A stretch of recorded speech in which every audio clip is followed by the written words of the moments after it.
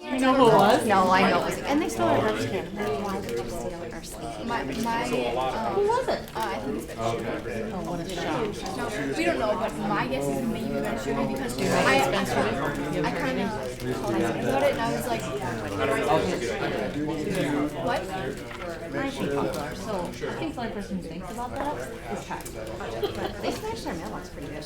Yeah, and I asked him, I'm like, so, any idea who took our garbage can and smashed our mailbox? And he's like, no clue. And then I was like, okay. And then he just sent me like random stuff later. And then out of the blue, he said, I don't do that anymore. And I was like, so why are you thinking about it then? You don't care about blame him so much.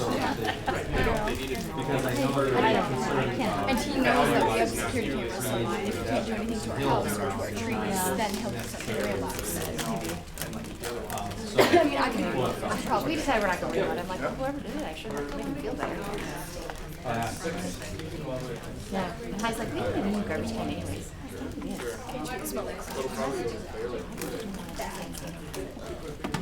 Whoever did that. Yeah. Yeah. I figured out the same birthday and I asked all the boys. This one's pretty okay. All right, I'd say we can You guys go. gonna do it Sure, anymore? thank you. So Oh, yeah. Mike went up to another one. No, go right ahead. You can say everything you need to do. But then. All right, well, we just want to welcome all of you here today. My name's Rebecca Parodi, and I work with Central Minnesota Jobs and Training Services, and I'm also here today on behalf of an organization called GPS 4593. So those organizations are kind of working on workforce things in the area. We're working on economic development, so growing the workforce to have the workers that our businesses need, helping the businesses to be successful and that type of stuff. So there's a whole bunch of us that have been looking for good ways or not so good ways to get information out to not just kids but to parents as well about ideas about careers, about career paths, about what the jobs pay in the area, what kind of skills you need, you know, what the businesses do, all these kinds of things. And so you hopefully notice on your way in there's some posters and then related flyers with information about career pathways. There's also a little kind of 4-page document that talks about, you know, what types of careers require what kinds of education and that type of stuff. And Luke is really our main presenter for that, but I just wanted to kind of give an introduction. I want to thank Mr. Nelson and the Mora School for letting us kind of come and do this pilot presentation with all of you, and hope that you get some good information from it. Hi.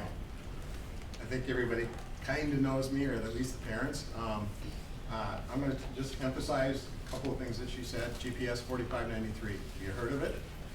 No. It's an Mark has. It's an economic group that's made up of 4 counties, basically, and towns in Pine, Navy, Kissimmee, Chisago, sometimes Mille Lacs. Sometimes Mille Lacs. Okay. And it's a group of economic people and industries and whatever that get together, and we meet every month, and we contacted the Initiative Foundation, right? Initiative Foundation, and said we had this idea that we want to address the mismatch between the jobs that are opening up and the training or the education path that leads to them.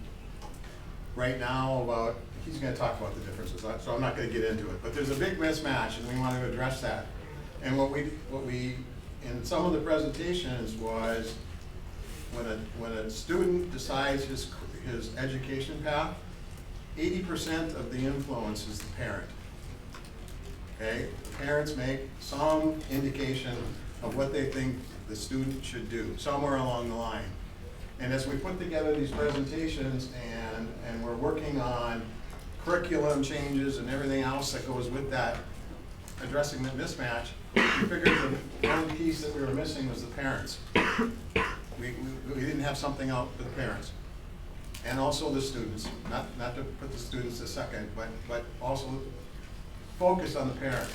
And so we came up with this idea that if we could get this information, and Luke, thanks to Luke, he's from E,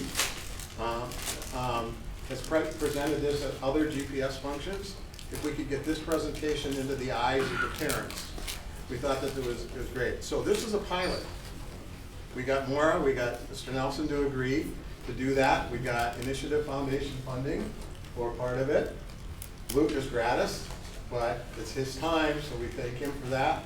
And putting this on, we're videoing it and hoping that we can broadcast it out. So what I'm asking you as parents, talk about it. When you get out in your social world, talk about what you saw, what you heard, and then at the end they'll tell you how to get a hold of it so that you can share it. Okay? Thanks. Yes. So,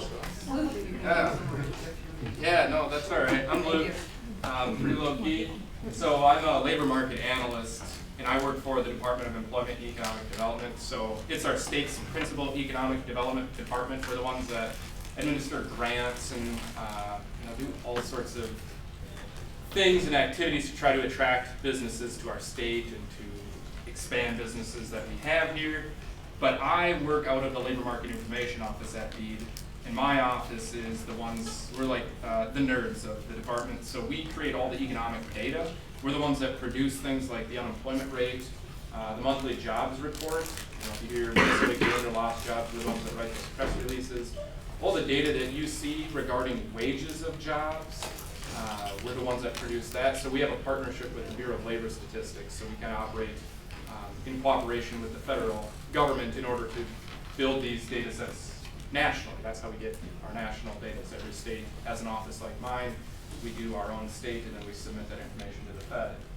So anyways, that's kind of why I'm here, is because since we are the ones that track wages and employment and where people work, what they do for a job, and who they do it for, it's kind of like the end of all your career guidance and planning. You end up in our data, so we get to kind of see what happens to people based on what they become or what they do or what education they get. And that has really led me to do a lot of research into educational outcomes and programming. So what happens if you decide to be a plumber, or what happens if you decide to go to a culinary program. So that's a little bit about me and why I'm here. Looks like I maybe lost my internet connection. I have these surveys, and feel free, it looks like a lot of you kind of figured out how to work these. So I just have a couple questions. And the way this works, I just have a couple questions, is you text the code that corresponds to your answer to the number 22333. That'd be like the phone number that you're texting. If you want to text in, that'd be great. The one after this is really asking you, is this an acceptable or good way to try to deliver this information? So I have been talking about career planning and education planning for probably 5 years now, a lot. What I have not figured out is really how to share this information very, very well. So I've created online data tools, I've wrote and published articles, I've done presentations, but a lot of the data tell me that parents are really, really important. Doyle kind of alluded to that. And when I talk to students across the state, and then when I ask students, it looks like my internet connection's out.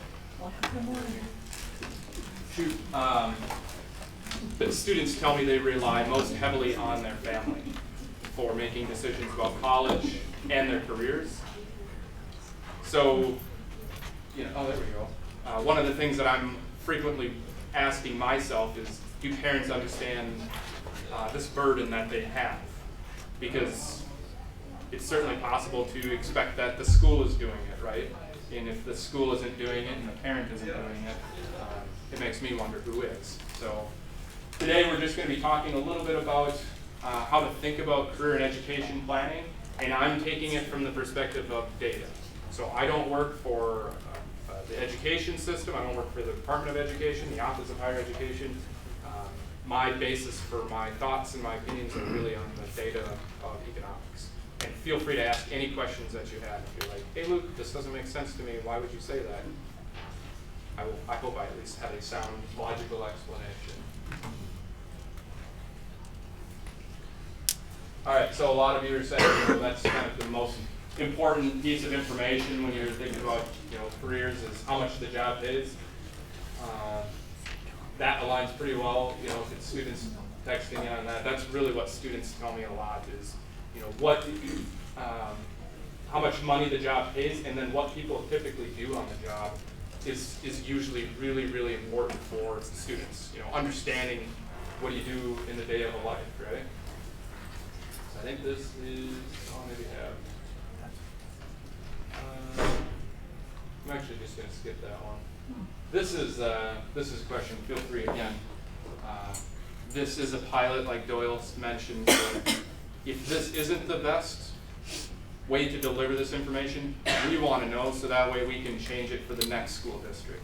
And there's plenty of open seats, which leads me to believe it's either difficult to market or difficult to come. Is this just not that important? And if it's not, how do we elevate kind of that level of importance? Did everybody get a chance to text in? It's anonymous, so I'm not going to track you down and make you answer my questions.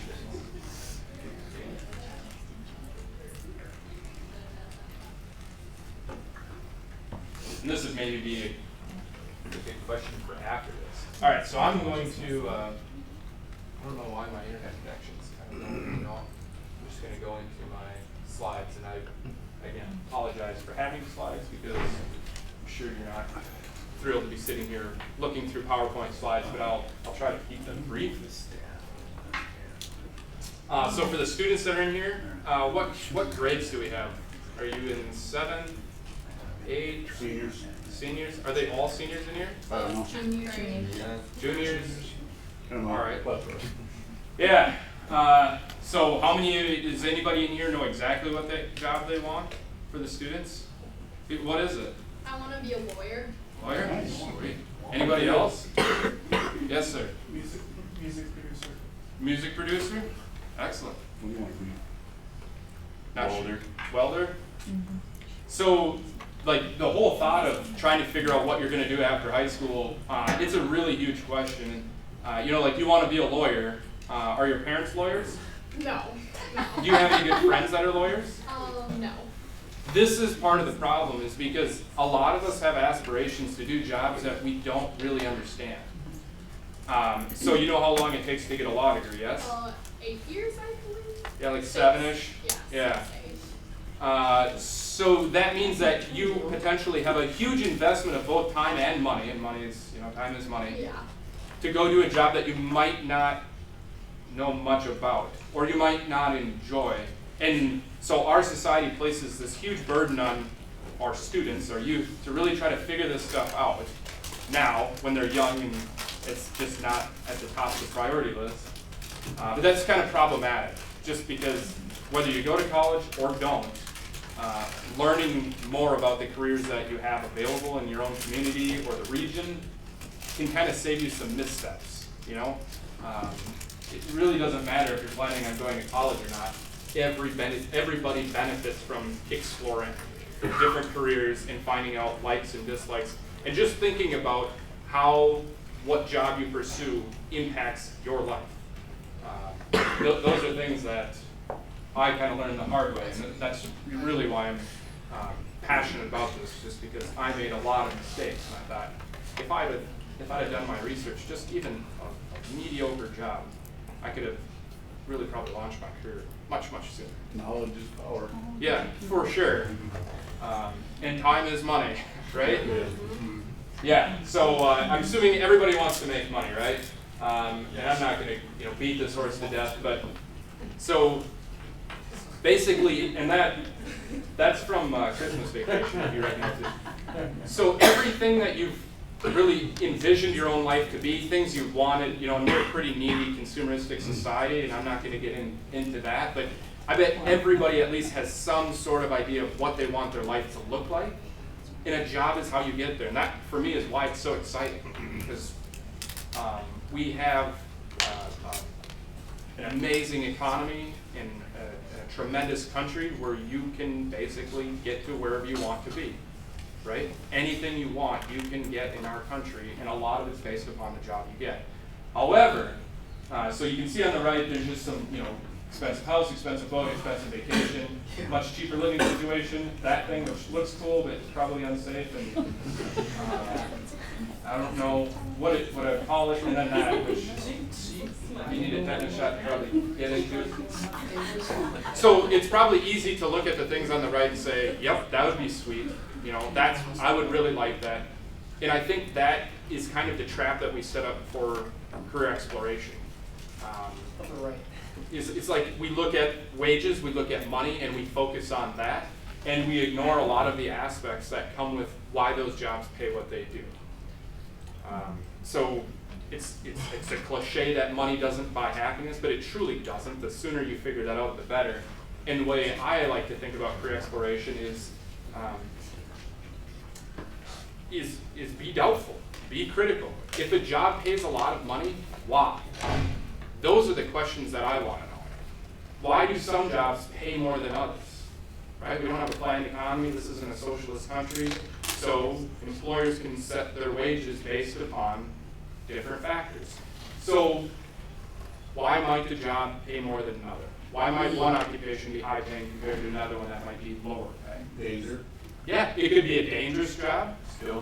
Skill, absolutely. That's probably the biggest one. Demand. Yeah, absolutely, demand. So there's I talk to a lot of students that want to be video game testers, not even designers, but testers, just test video games. I get it. That's, sounds like probably a pretty cool job. But, as it turns out, there's not a whole lot of those jobs, and every kid wants to do them. So demand is a huge one. What else? Stress level, huge, right? That's a big thing that people typically don't understand until you're in the job, which makes any career path where you have a lot of college that much more difficult, unless you have some way to experience that, through an internship, an externship, mentorship, job shadow, something to try to understand what this is like. There's all these trade-offs, and these trade-offs usually you don't think about until it's too late. So for me, at least, we look at money and wages are really, really important factors for what we're exploring and kind of thinking about for a career. I always ask why. Is it the hours? Is it a lot of travel? Is it really physically demanding? Is it mentally strenuous? If you're a nuclear physicist, that might be like beyond my capability. Can I even do that? Do I have the capacity to do that? And I always base, in basic sense, I can pretty much sum it up by, how much time you can get off. Typically, the more stress the job has, there might be fewer people that can do that job at your own organization, so it might be more difficult to take the time off. So you might not just be able to tell your boss, I want to take off next Friday to go duck hunting, pheasant hunting, or deer hunting. So, some things to really truly think about when you're looking at wages that we produce, right? So, I get it, wages are really, really important. And the other bit is considering college at all. So, I think probably some of the best advice for higher education, like the way to think about it, is really just at a practical level. So, college is incredibly important for some jobs, like nurses, like dentists. Has anybody ever went in to have dentistry work? Yeah, you wouldn't want somebody in there that's fooling around trying to learn, right? You want to have them licensed and professional. But there's a lot of occupations that don't require college. So it really depends on the job as to whether or not college is the best route to take. And for a long time, a lot of different circles have been telling students, just go to college and get a degree in anything and you'll be successful, you'll make money. But since we actually track people's wages out of college, I can tell you that's not always the case, but it should be. And the people that have it planned will end up with bad experiences. So if you're thinking about college, does it kind of look like this? You kind of start exploring college, you start looking at the location of things, where is it at, how far away from mom and dad am I going to be, or they're cooking for sure. Looking at different majors, what type of sports or campus life there is, does it have the big college feel? Then maybe talk about the price a little bit, which is almost impossible to calculate unless you understand where to pull this information from. Maybe go do a college visit, submit your application, see which one you can afford, things like that. Does that kind of look like, I would say this is the way most people do it. In my opinion, this is all out of whack. This is the opposite order of which this should probably go. Because instead of looking at colleges, figuring out where to go, the campus life, figuring out their sports, submitting applications, figuring out which one you can afford to go to, none of that, and a lot of the processes that I've seen other people do, none of it really has anything to do with why you're going to college. Which, from a practical standpoint, is probably to get a certain job, right? People, when I ask students, why do you want to go to college? It's to get training for a specific occupation or to make more money. But what happens if you don't know what occupation you're going to get training for? Not every college offers the same majors. And what happens if you go to college for an occupation that doesn't have very good wages? There's a lot of programs that produce graduates that make less than high school graduates, or less than people that aren't in high school, right? So it's not a guarantee that going to college will make you more money. It's absolutely not. And that's why it's really important to understand what job, or at least general direction, because I get it, picking a very specific job is really difficult. And the younger you are, the more difficult it is because you have even less experience. So we're placing this huge burden on you. But there's a lot you can do. It's not hopeless, right? It's going out, it's observing, just what type of jobs we have in our community, actually paying attention to some of that stuff. So these are basically, I sat down one day and I thought to myself, what options do high school students have? And I have yet to have anybody find me one that's not in here. Somebody did mention the military, so I added that. But I can't think of any other, basically, options for life after graduating high school. You all graduate high school, it's the best thing you can do. Best bang for your buck, hands down. But after that, you can either go to college, like a university, a technical college, or get a job, do an apprenticeship, join the military. And aside from that, that's your options. But it all comes down to the job. So choosing what college you go to before the job really doesn't make sense. And our college system has really changed in the way it's programmed. So, like back when my parents could have went to college, and probably your parents, it was kind of set up where you could take your first 2 years and figure it out, and then take your second 2 years if you're at university and graduate with some sort of degree, especially. But it's not that way anymore. The way it is right now, if you want to go to college, like a university, for instance, you have to take certain classes in high school to meet and make your prerequisites, so that way when you go to college, your first day of school, you can start out on the right foot and have any chance of graduating, like, let's say, a university in 4 years. So we're kind of sliding these requirements down again onto our young people, which is difficult to them. But that's what makes it even that much more important that you have some sort of idea of what you want to do. Because college is way too expensive to be an exploration activity. And that's not the way it's designed. Showing up to figure it out only really works if you're rich. And if you're rich, by all means, just go to college as long as you want, just soak in the knowledge. But most people aren't that rich, right? We want a good return on our investment. So explore as many careers as possible. That's probably one of the best pieces of advice I can give. Is you might think you're very interested in something today, but you might learn about a different career tomorrow, or you might learn that something that reinforces your direction, and talk to people. Actually, genuinely ask questions, important questions, not do you like your job? Yes, okay. Well, it sounds that's for me. Billy likes his job. I will too. Ask them what's the best way to get into the job, and it doesn't matter what job it is. Ask them if there's a certain education you need, what do I need? If there's a certain place you need to go to get it, maybe college isn't the best way into the job. I've talked to plenty of employers who prefer to train their own employees in-house, because then they get the people kind of shaped the way they want them to. A lot of employers will pay for your college. A lot of times employers kind of have different ramps where you can start out, And if you want to go in a different direction and it requires college, they'll actually pay for that. You know, does anybody in here know the employers in town that are willing to pay for your college? Colburns. Coburn's? Yeah. Tuition assistance and reimbursement.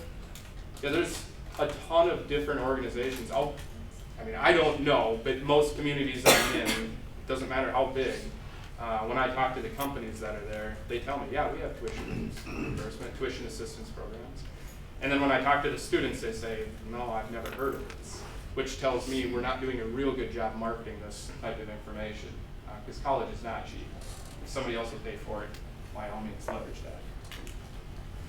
So, once you kind of have a general pathway kind of figured out, you found something that interests you, if it's in the legal field, all right, well, there's a lot of different legal occupations aside from being a lawyer and lawyering all day. So explore that and explore the other ones. And it never hurts to have like a plan B, right? I didn't have plan Bs, which is one of the reasons why it took me so long to graduate from college. And this is a chart that I think does a pretty good job of kind of explaining the nuances of looking at college. So I think a lot of people are under the impression that, go to college. The more college you go to, the more money you make, right? An associate degree will make less than a bachelor's degree, and somebody with a master's degree will make less than a person with a PhD. But it doesn't work that way at all. And unfortunately, we've really tied ourselves to those benchmarks of education, because there's charts that show your unemployment rate will be less and your income will be higher as your education goes up. But it really depends on what your education is in. So these are just, these are graduates out of Minnesota colleges. And this is a certificate. So a certificate typically takes between 6 months and a year to get at a tech college, maybe a Pine Tech or something. Associate degree, again, tech or community college, 2 years to get that. Bachelor's degree is 4. But the reason I'm showing you this is we have a certificate, an associate degree, and a 4-year degree. And these have some of the lowest performing outcomes if you measured it strictly based on financial data. So this is what, and we're only looking at successful graduates 2 years, 3 years, and 4 years after they've graduated from college, not high school, but college. And then at the same token, we have the highest paying programs at the certificate, associate, and bachelor's degree level. So the way I always explain it is usually, like, if there's students around, you have a really good friend, right? So let's say because you're really good friends, you decide to go to college together, right? You're gonna go to college together because you're best friends, you live in the same apartment, you drive the same car, you split your food, your costs are about the same, right? Because it doesn't really matter what you major in if you're at the same college, even across colleges, unless you're looking at a private college, your input costs are the same. And it doesn't matter really if you go for Parks and Rec or chemical engineering, it's probably going to cost you the same because you're best friends, you get the same sort of grades because you study the same, and you both graduate in 4 years on time, which is difficult to do, but congratulations, you did it. After graduation, let's say you had to finance to go to college and borrow money and leverage. After graduation, up until then, your life was very similar. After that, your life is very different. So if one of them majored in Parks and Rec, you can see that even 4 years after they've successfully completed and got their bachelor's degree, they're not even making $35,000 a year yet. Typically, that's the median, which means half of those graduates make less, the other half make more. Whereas the chemical engineer, by 4 years later, they're almost typically making $75,000 a year. And if they have to pay back the same amount because their costs are the same, that could really put a crimp in the lifestyle if you didn't know what you were getting into.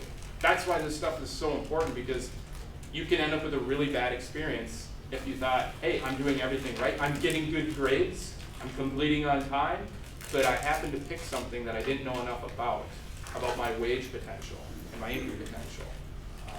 So understanding this is a good way to really understand or to figure out how much you should be borrowing. If you were going into this because it seemed like a good time and it doesn't matter what, because everybody with a 4-year degree makes $60,000, they don't. Is there something else that's more interesting to you? And what this doesn't really show is how your different passions and skills really change. So I always use myself as in nursing, for instance. So Like, people are fine. I don't have a problem with people. You guys are here, and it's okay. But I would make a lousy nurse, like the worst nurse ever. And it's probably because I don't have enough empathy. I'm maybe a bit narcissistic. I'm certainly sarcastic. And I would have terrible bedside manners, right?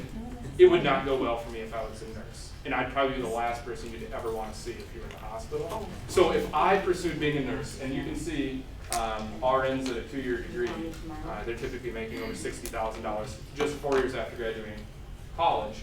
That's really good money. And it keeps climbing, right? Really, really good money. But I would probably never make the money that I'll publish in our charts. Because I'd get hired and I'd get fired, and I'd get hired and I'd get fired. And eventually nobody'd hire me anymore. Because I'm not passionate about nursing or healthcare. It's not what I want to do. If I only did it for the money, I likely would never reach the potential that our data said you would reach. On the other hand, maybe like engineering, I love engineering, building things, working with my hands. I would maybe exceed those income potentials because I would be successful at it. I would be passionate, I would actually care about my job. Therefore, I'd be more inclined to get promotions, do good work, be recognized, move up. So that's also something to consider. Don't just go chase the money, because you might never achieve what you should if it's really not a good fit. And I know most of your lives, for your students at least, you've probably been talked out of quitting everything that you've considered quitting. And that is not how I found success. And I don't think I'm all that special, but I found success through quitting. I'm not a habitual quitter, but I think quitting at the right time, when you know it's the wrong fit, is maybe the best thing you can do. So if you're going down a path and it's not exciting you and it's not a good fit, the sooner you quit, the sooner you can actually move on to something where you should be doing, right? So I'm not saying quit because it's hard, because that's different. Quit when you know this isn't what you should be doing.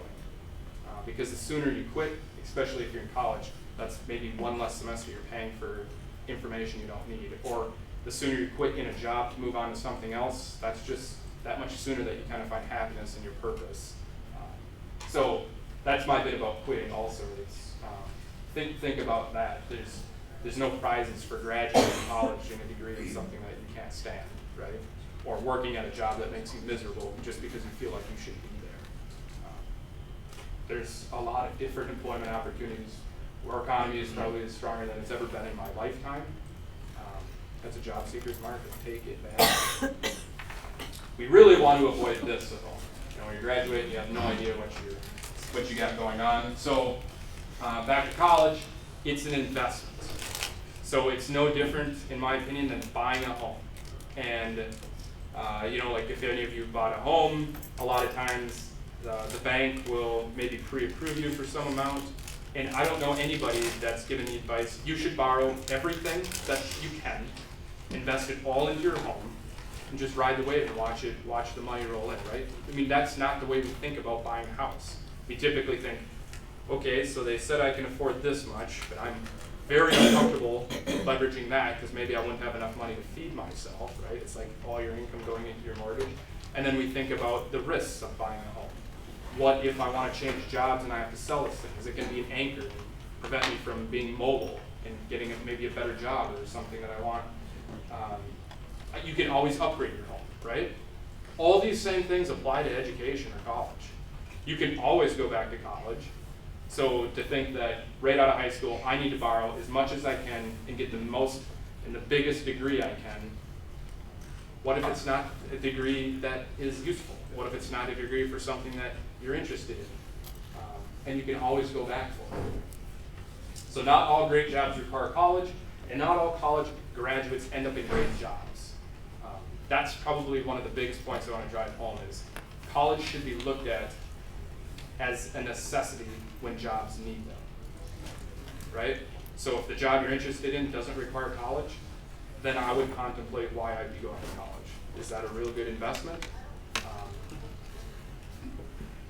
Not always.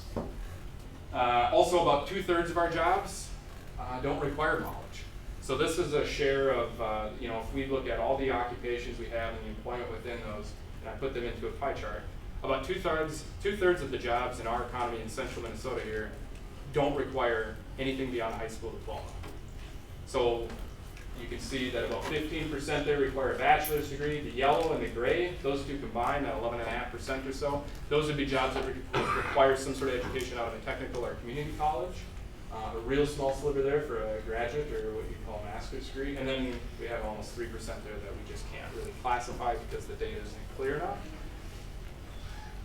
And this doesn't really change if you move to a different area of the state. Statewide, it's I think like 63 or 64%. So it's not like we have crummy jobs here that don't require college. Nationally, it's lower. You know, this is just the makeup of our economy. So to think that everybody needs to go to college to get a job just is not true. So some things to remember. Again, pointing back to this chart that was on the previous slide if you fell asleep. 2/3 of those jobs do not require college. Yes, a lot of those jobs are what we would say are entry-level jobs for people just entering the workforce, jobs that people in high school have. So a lot of those jobs are that. But 30% of this big pie slice have a median wage of $40,000 a year or more. There's a good portion of them that have wages of over $60,000 a year or more.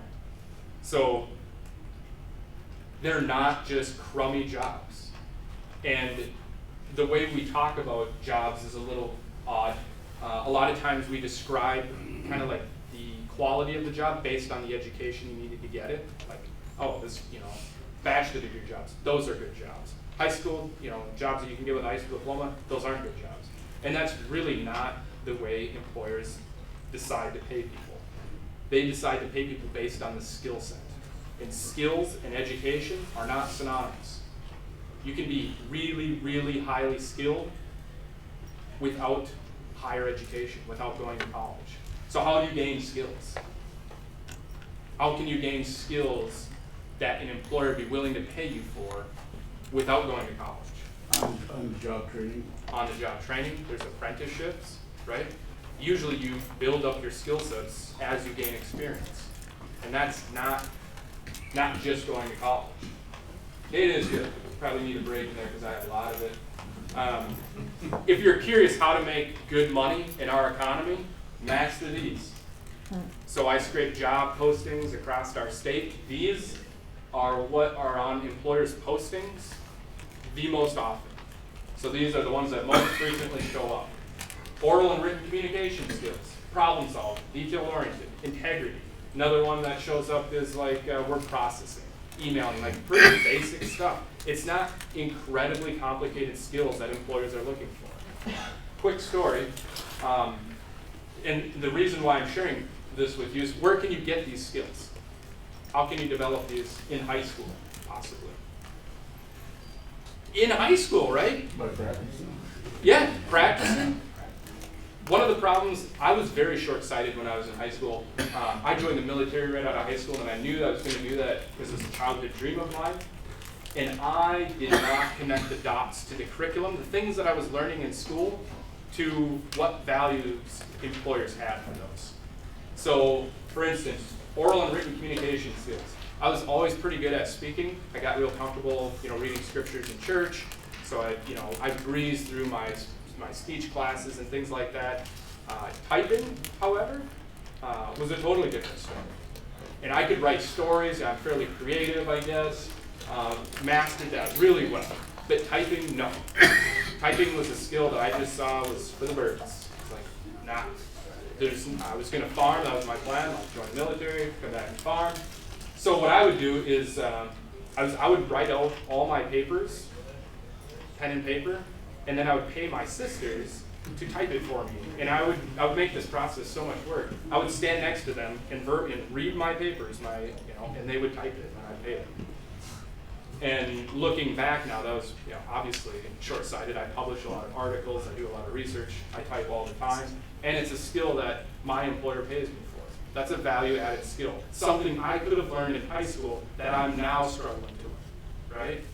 So try to, and this is why when I talk to teachers, I really try to convince them to connect the dots to why they're learning this. It's not just to get into college, and if you think that's what you're learning this is to get into college, what if you don't go to college? Right? Then who cares? But that's not why you're learning a lot of this stuff. A lot of the things that you get to learn in high school are value-added skills. They make you more valuable for employers, regardless if you go to college. And kind of like I said, starting out in the beginning, it's trial and error. Because we haven't been a lawyer yet, we haven't been a video production specialist yet, we don't know. We don't know if it's a real good fit. The best thing we can do is try to connect with somebody that doesn't, right? That's probably the best thing you can do. Ask them if you can job shadow them. If you can't, if it's kind of like an occupation that's on lockdown, and you're not probably going to be able to go into the surgery room or something like that, ask them questions at least. And I would highly doubt any company in town would say, no, we're not interested in having a student learn about what we do here. I promise you, they'd probably take you out for lunch, open their doors, and try to explain to you what opportunities they have. But ask questions. So, with that, does anybody have any questions?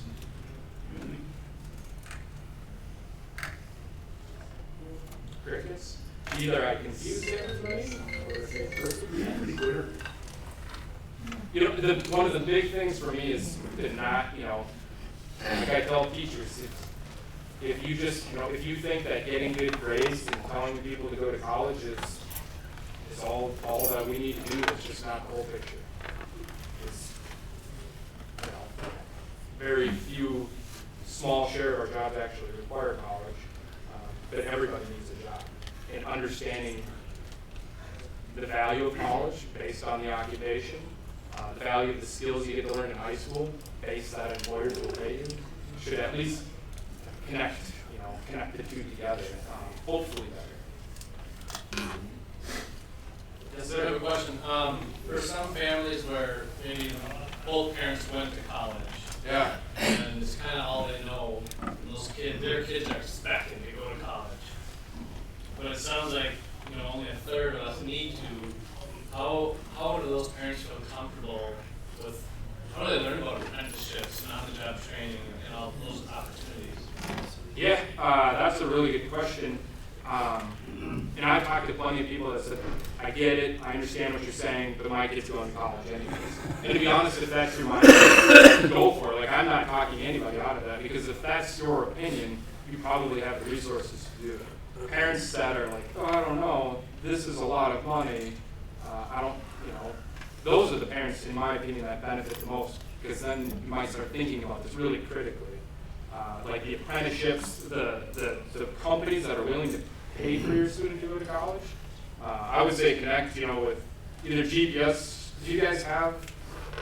I'm putting Doyle on the spot. Maybe they'll catalog the companies that have tuition reimbursement or tuition assistance. As part of the workforce subcommittee, we are promoting apprenticeships. One of the biggest misconceptions is high school students are too young to go into an apprenticeship. That's not true. The state of Minnesota has taken over the liability for that. So if there is a connection between an industry or a business in town and you have some other connection to a student, talk to the apprenticeship program. Central Minnesota Job Service will help with that, or talk with the counselor and we'll figure out a way to get that apprenticeship approved. Yeah. And go through. So from a high school student point of view, apprenticeships have always been taken off the table because of age. That is no longer the stopper. Okay? What is the stopper is finding the business and the school that'll do it together for you. Okay? Another great way to kind of learn about some of those things are, I know Mora High School has participated in some different events. So like there might be career exploration events for students to sign up to go to. Instruct Tomorrow has been one of them that students can go to, and that one focuses more on apprenticeships in the trades, so construction trades. That's one way to learn about that. Let's see, you guys also went to the big Epic event as well, right? So that was about all kinds of careers, like pretty much any career that you can do. I think technical college was in there, from healthcare to business to agriculture to IT, lots of that kind of stuff. So our organization too, we're based in the Career Force Center. We used to be known as the Workforce Center, but now it's called Career Force. You can get information there too about just some of these different options and how to connect with things. But by all means, if you heard about something today and you're like, boy, I just kind of want to know about that, if you mention it to one of your counselors here, to Mr. Nelson, they can contact us and help you get the information that you want as well.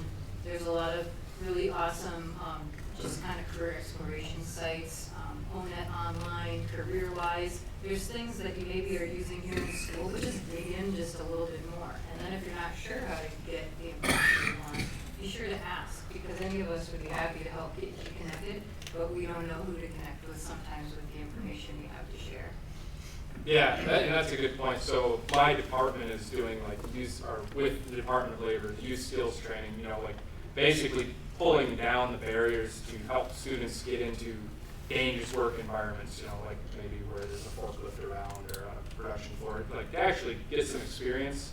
But we all work together, so our department works with the Department of Labor, and we partner with Central Minnesota Jobs and Training, try to partner with school districts, anybody we can, to find people that want to do this, just because we know that these experiences are helpful.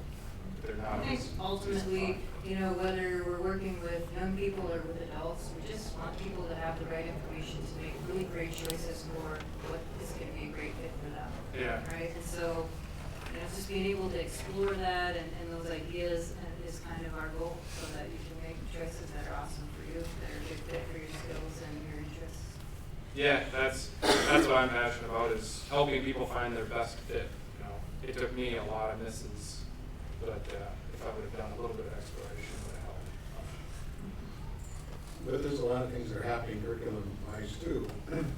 Mora School is a demonstration of the CNA program. So if you've got any interest in healthcare at all, you should be looking at whether or not you can get into that CNA program, because that's a way of bringing that practicality back, bringing the exploration into the high school level. It opens up the door. Oh, and I guess I mentioned at the beginning that there's stuff on the back table, but this one here has some of the resources that I just mentioned. So if you want to grab this on your way out, this talks about a lot of kind of the general concepts of what Luke is saying, but there's also links to resources and stuff on here, so you can actually grab this online as well and then click through some of the resources. So be sure to grab that. Yeah, my contact info is on there, and I didn't go through, we have lots of data tools, so one of the things we produce, it's called Occupations in Demand, but you can look at Central Minnesota here and find out what occupations are in the most demand, and it has the wages, projections for it, what do we project will happen in the future as this job will grow or decline, the education level, on-the-job training requirements, things like that. That's a great way to actually understand what are employers looking for. If I have no idea what I want to do, understanding what employers want me to do. Is that same tool still available?